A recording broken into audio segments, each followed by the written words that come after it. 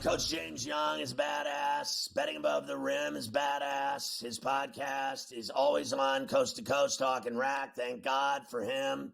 Great coach, great person. He's ugly though. Anyway, I want to start with this. We're going to get into the pros. I'm just kidding. But before I do, so they went on a ski trip and they got back.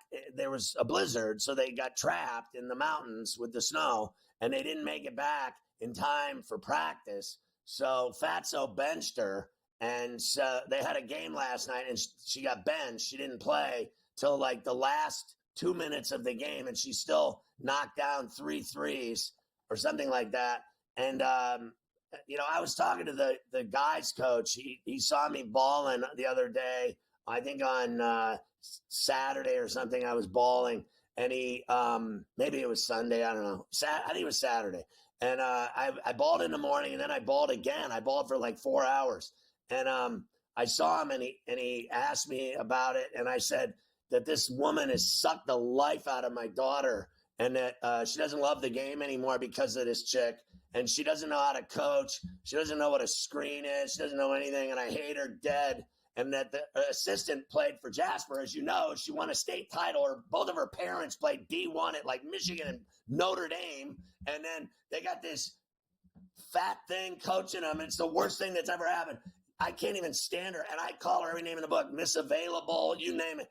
I never say anything to anybody ever. But I finally told him, he goes, "What's the matter with Chop?" I go, "She hates the game now because of this chick.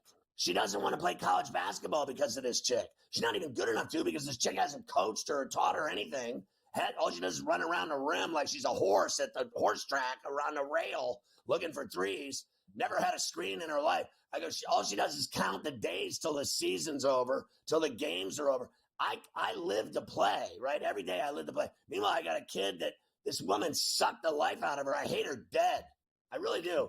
I can coach better in a toilet bowl, drunk like a sailor, with a big doobie sticking out of my mouth and a corn cob in my ear.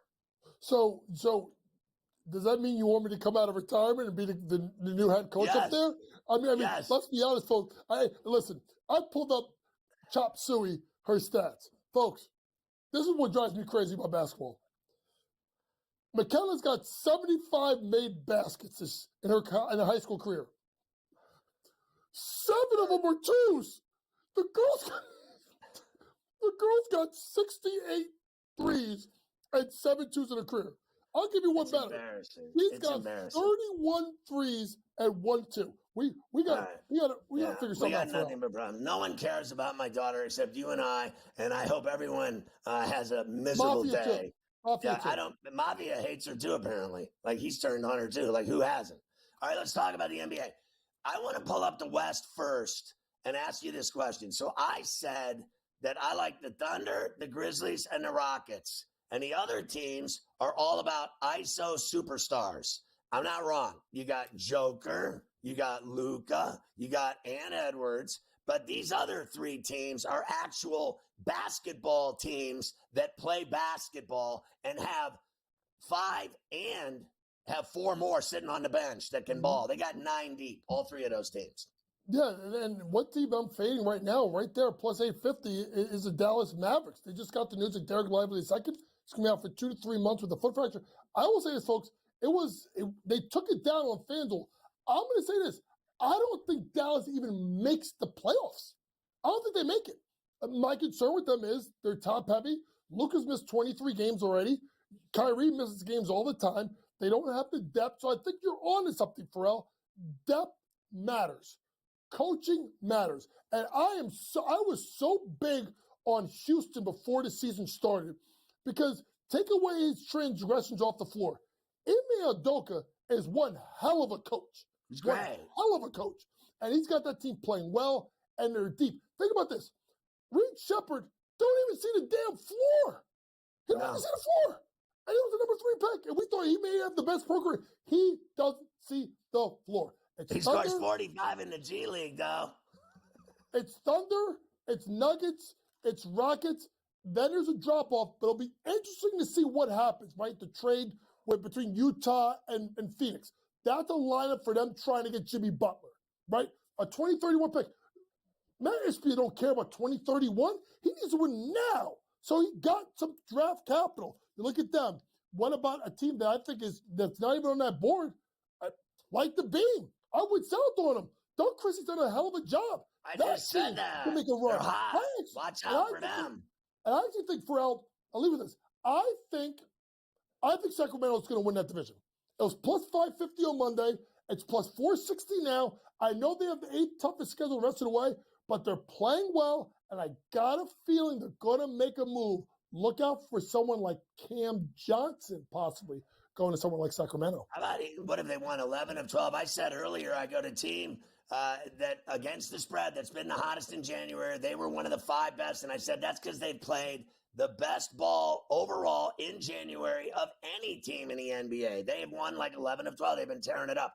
I said in the East, there's 2 teams that matter. It's the Celtics and the Cavaliers. Now, I know our Knicks beat them in the playoffs, and I know everyone thinks that the Knicks are better than the Cavs, but they aren't.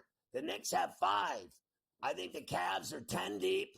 I think they're dangerous. I think they're more exciting. I think the rivalry with the Thunder is the best thing going in the NBA. And if the Knicks play the Cavs right now, I'm betting on the Cavs to beat the Knicks because they're better and deeper. And I think Kenny's, for my money, I like Kenny as a coach. And I think what you said about Udoka, I said it earlier too. I said he might very well be the best coach in the NBA, pure coach. I know Spo's great, and I can sit here and talk about Missoula, but for my money, despite what he did in the office and hitting on chicks, Udoka can flat out coach. I think Kenny can flat out coach. The Cavs, to me, are money, and so are the Celtics. Listen, the Knicks have problems. They got problems. They're dealing with injury concerns with Brunson. You got the chip bone in the finger of Cat. They don't have depth. We don't know if Mitchell Robinson comes back. They need to make a move. Here's what's great about Cleveland, and you said it. Pharrell, it's the sum of their parts. They have, right. I think I got it right. I think they have 8 guys that are averaging 7.6 or more. They can beat you in different ways. And Donovan Mitchell is so much under control. Great job by Kenny Atkinson. I knew he was going to be a great coach when he got another chance. That's part of that whole thing of going to go with Kerr, learn that split screen action, that team ball, and bring the player development. He's done a hell of a job. He's not the coach of the year for me. I know they lost last night. To me, it's still Jamal Mosley of the Orlando Magic with all the injuries he's had to deal with. Fair enough, but I just don't. I'm not afraid of them. It's like last night they got their ass beat. Oh no, I'm not afraid of them. But I'm not afraid of giving some picks. I want to try and give some picks real quick. All right, give me those NBA plays.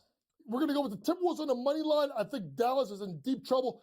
Pistons, Hawks under. You're like, wait, Pistons, Hawks under? Yes.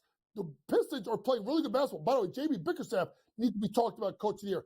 Cavs, Rockets under, same thing. I think it's a slowdown, grind down. 2 really good games in the NBA.